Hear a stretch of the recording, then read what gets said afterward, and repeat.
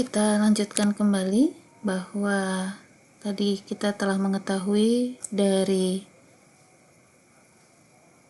teori distribusi peluang normal, yaitu bahwa kita punya rumusan bentuk dari normal biasa menjadi normal baku. Distribusi peluang normal kita convert bentuknya menjadi normal baku, itu menggunakan rumus Z sama dengan X dikurangi mu dibagi sigma. Nah, ini yang akan kita gunakan rumusannya untuk menyelesaikan soal.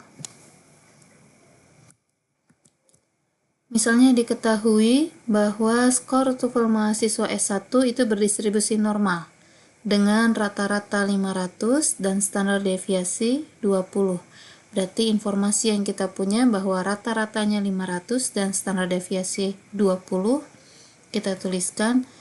Berarti rata-rata adalah mu, ini simbol rata-rata untuk populasi ya, yaitu mu sama dengan 500. Standar deviasi adalah sigma sama dengan 20. Pertanyaannya, berapa persen dari mereka yang memiliki skor TOEFL kurang dari 480? Berarti yang ditanya peluang, karena persen ya, yang ditanya berapa persen dari mereka yang memiliki skor TOEFL kurang dari 480. Ada berapa banyak peluang bahwa mahasiswa yang mendapat skor kurang dari 480 ya, berarti X nya kurang dari 480. Ini yang ditanya. Nah, maka kalau kita menyelesaikannya menggunakan perhitungan manual, kita masukkan semua informasi ini ke dalam rumus yang ini ya. Makanya di sini perhitungannya Z sama dengan 480 itu adalah X nya dikurangi mu, yaitu 500, dibagi sigma. 480 dikurangi 500 dibagi 20, hasilnya adalah minus 1. Kemudian minus 1 ini bagaimana cara membaca peluangnya? Minus 1 ini belum hasil peluang ya, dia baru nilai hasil konversi ke normal baku, yaitu Z. Maka kita harus melihat di tabel Z. Berikut saya tampilkan tabel Z yang biasa digunakan ya. Salah satunya yang seperti ini ya. Jadi tampilan tabel Z ada yang tidak mencantumkan nilai negatif, ada juga yang mencantumkan nilai negatif ya. Kalau di sini saya pakai yang ini karena lengkap ya, nilai negatif. Tadi kita dapatkan nilai Z-nya adalah sama dengan min 1 ya. Z sama dengan min 1, berarti kita cari di sisi yang sebelah sini. Z nya min 1 berarti min 1,0. Min 1,0 yang ini ya, 0, ini 0,1587. kita pakai highlight ya. Nah ini min 1,0, jadi cara membacanya adalah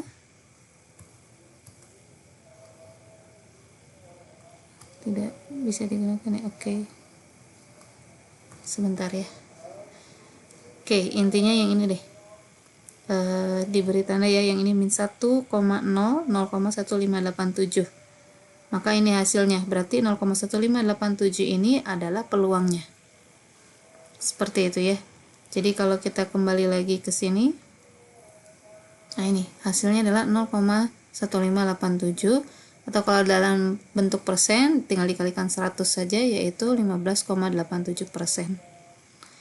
Berarti banyaknya mahasiswa yang memiliki skor TOEFL kurang dari 480 adalah 15,87. Nah ini ya, jadi tadi rata-ratanya ada di sini nih, di 500, di tengah-tengah. Jadi kalau normal itu rata-ratanya ada di tengah-tengah, 500, ini adalah mu-nya. Yang ditanya itu adalah ketika kurang dari 480. Mohon maaf ya. Nah ini mu-nya. Nah yang ditanya adalah yang diarsir warna oranye ini. Ini ada berapa persen sih yang diarsir warna oranye ini? yaitu sebesar 15,87%. Jadi kalau distribusi normal dari gambar kurvanya itu dari kiri ke kanan ya. Jadi kalau menggunakan tabel, dia menggunakan tabel kurang dari. Jadi kalau X kurang dari 480, berarti ini yang digambar. Tapi kalau X-nya yang ditanya X lebih dari 480, berarti adalah yang tidak diarsir ini. Sebesar, berarti kalau yang ditanya ketika X-nya tadi ya, kalau tadi kita dapat peluang X-nya kurang dari 480 adalah 0,1587, maka sekarang kalau ditanya peluang X yang lebih besar dari 480, berarti kan sisanya ya, yaitu yang ini, yang tidak diarsir ini, sebesar 1 dikurangi 0,1587. Begitu ya, jadi total luas daerah dari kurva ini totalnya harus sama dengan 1. Jadi peluang seluruhnya itu harus sama dengan 1. Peluang dari seluruh kejadian ya. Peluang seluruh dari kejadian ini adalah sama dengan 1. Berarti kalau yang kuning ini adalah 0,1587, maka sisanya yang tidak diarsir itu adalah sekitar 0,8413 ya.